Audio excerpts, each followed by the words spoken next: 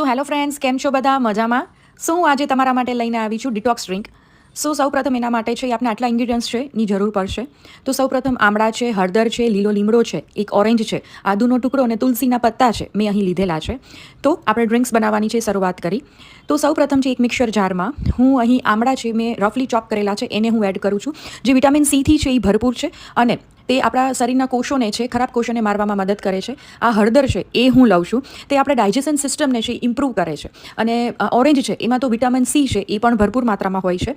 અને ત્યાર પછી આ મેં લીલો લીમડો છે, મીઠો લીમડો એ મેં લીધેલો છે. તે હેર ગ્રોથમાં છે એ આપણે મદદ કરે છે. અને આદુનો ટુકડો અને તુલસીના પત્તા તેને મેં લીધેલા છે અને હું એડ કરી દઉં છું.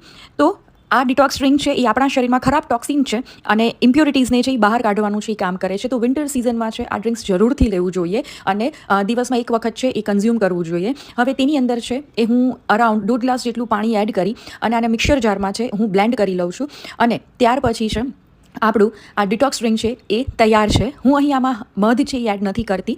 જો તમારે કરવું હોય તો આ સ્ટેજે તમે કરી શકો છો. અને આપણે લીલો લીમડો અને તુલસીના પત્તા નાખ્યા છે એના હિસાબે છે એ આમળાની સેજ જે તુરાસનો જેવો સ્વાદ આવે છે એ બિલકુલ જતો રહે છે અને ખૂબ જ સરસ છે એ કન્ઝ્યુમ કરવામાં મજા આવે છે. તો તમે જોઈ શકો છો કે આપણું ડિટોક્સ ડ્રિંક છે એ ખૂબ જ સરસ રીતે છે એ બનીને તૈયાર થઈ ગયું છે. અને આ સિઝનમાં વિન્ટર સિઝનમાં છે એ આપણે ચોક્કસથી દરરોજ એક